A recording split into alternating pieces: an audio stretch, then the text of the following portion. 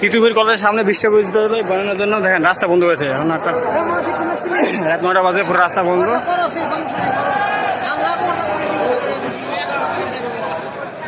কটাতে বসে আছে?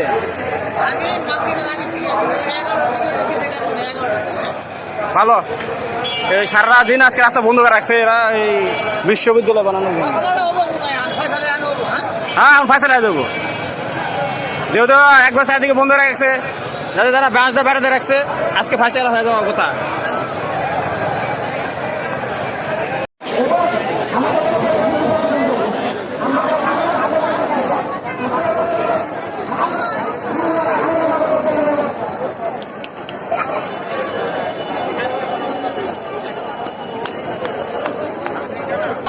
ক্যামেরার অভাব নাই।